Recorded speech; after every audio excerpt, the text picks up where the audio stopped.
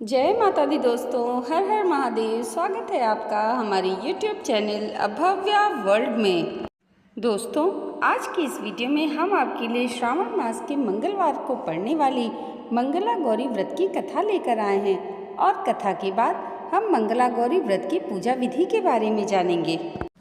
प्रामाणिक कथा के अनुसार पंपापुर नामक गांव में एक साहूकार अपनी पत्नी के साथ रहते थे। वे धनवान और सुखी थे, परंतु उनके कोई संतान नहीं थी। बस यही दुख उनके मन को कचोटता रहता। एक दिन साहूकार के घर पर एक साधु आए।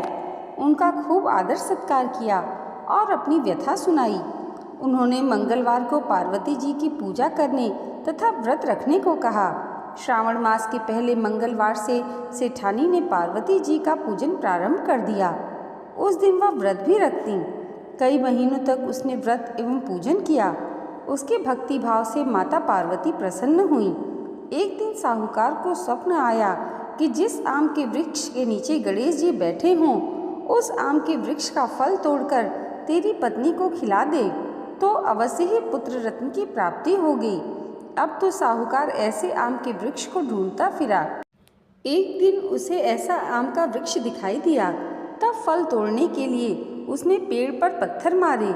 आम का फल तो प्राप्त हो गया, परंतु गणेश जी को पत्थर लग जाने से उन्होंने श्राप देते हुए कहा, हे स्वार्थी मनुष्य, तूने अपने स्वार्थ के कारण मुझे चोट पहुंचाई है, अतः तुझे भी एक ऐसी ही चोट लगेगी। माँ पार्वती के आशीर्वाद से तुझे पुत्र रत्न की प्राप्ति तो होगी, परंतु वह सर्पदंश के कारण 21 वर्ष तक की आयु तक जीवित रहेगा। ऐसी वाणी सुनकर साहूकार घबरा गया। उस साहूकार ने आम का फल अपनी पत्नी को खिला दिया, परंतु गणेश जी के श्राप देने वाली बात नहीं बतलाई। 9 महीने बाद एक सुंदर बालक का जन्म हुआ। उसका नाम मनु रखा गया। उन्होंने मनु के लाड प्यार में कोई कमी नहीं रखी। धीरे धीरे मनु 20 वर्ष का हो गया। वह अपने पिता के साथ व्यापार करने जाता। एक दिन व्यापार करके लौटते समय दोनों पिता पुत्र भोजन के निमित्त एक गांव के पास तालाब के किनारे पेड़ की छांव में बैठ गए और भोजन करने लगे।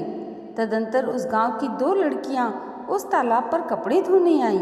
वे लड़कियां नवयौवन की भांति हंसमुख, फुर्तीली एवं उच्च सभ्य घर की प्रतीत हो रही थीं। कपड़े धोते समय वे आपस में वार्तालाप करती जाती। उनमें से कमला ने कहा, क्यों री मंगला, तुझे याद है मैं कब से मंगलवार को मंगला गौरी का व्रत करती हूँ। अब तो अगले मंगलवार व्रत का उद्यापन भी करूँगी।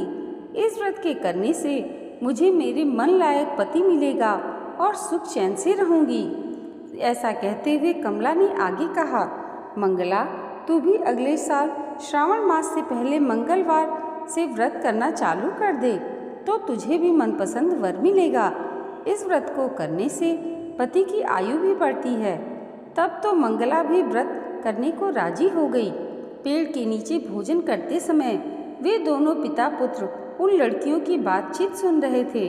उन लड़कियों के वार्तालाप से सेठ जी ने समझ लिया कि कमला नाम की लड़की अपने पुत्र के विवाह के लिए सर्वथा उपयुक्त है। सेठ जी ने अपने पुत्र की मनोभावना जानने के लिए पुत्र से कई तरह की बातें कहीं। पुत्र भी अपने पिता के विचारों से सहमति प्रकट करता। अतः सेठ जी ने अपने पुत्र का कमला के साथ विवाह करने का निश्चय कर लिया और सोचा कि ऐसा होने पर मेरे पुत्र की आयु बढ़ जाएगी और कोई अनहोनी घटना नहीं घटेगी। अब पिता पुत्र कमला के पीछे पीछे उसके घर गए। कमला के पिता भी नामी साहूकार थे। सेठ जी ने कमला के पिता से अपने पुत्र के विवाह के बारे में बातचीत की। वे कमला का विवाह मनु के साथ करने को सहमत हो गए। शुभ मुहूर्त में बड़ी धूमधाम से उनका विवाह संपन्न हो गया। दोनों ने पति पत्नी के रूप में संसार चलाना शुरू किया तो घर में आनंद का वातावरण रहने लगा। कमला ने ससुराल में आकर भी मंगला गौरी व्रत नियमानुसार चालू रखा, जिससे माता पार्वती एक दिन कमला को स्वप्न में दर्शन देकर कहने लगी, मैं तेरे व्रत से प्रसन्न हूँ, लेकिन तेरे पति की आयु बहुत कम है। अगले महीने मंगलवार को एक सर्प तेरे पति के प्राण लेने आएगा, लेकिन तू घबराना नहीं।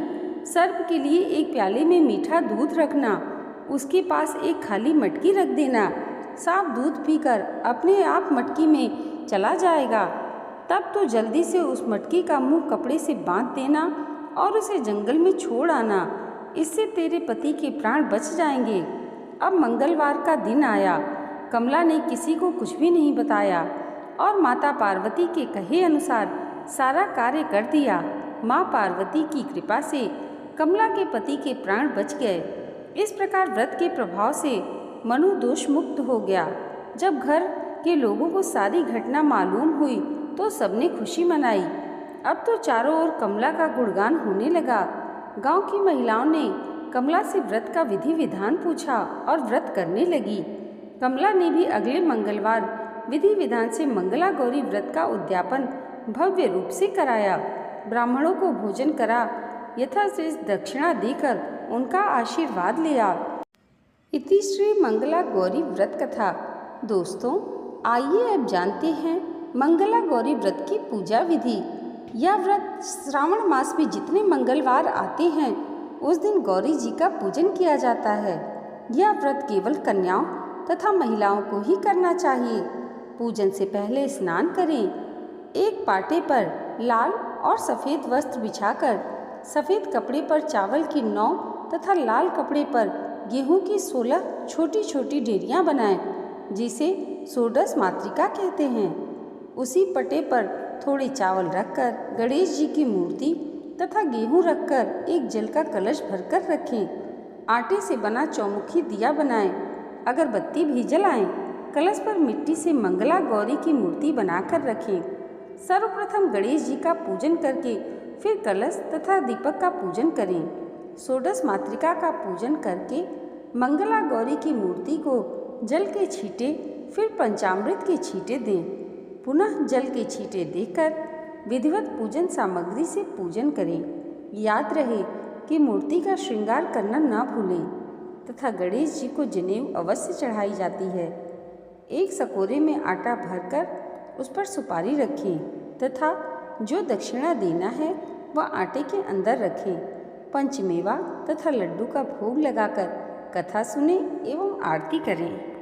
दोस्तों, आज की ये वीडियो अगर आपको अच्छी लगी हो तो कमेंट बॉक्स में जय माता मंगला गौरी जरूर लिखिएगा और इसे लाइक और हमारे चैनल पर पहली बार आए हैं तो सब्सक्राइब करना मत भूलिएगा। भगवान भोलेनाथ और माता पार्वती की कृपा आप सबके जीवन पर सदैव ऐसे ही बनी रहे। इसी मंगल कामना के साथ मिलते हैं अगले वीडियो में। तब तक के लिए जय माता दी। हर हर महादेव।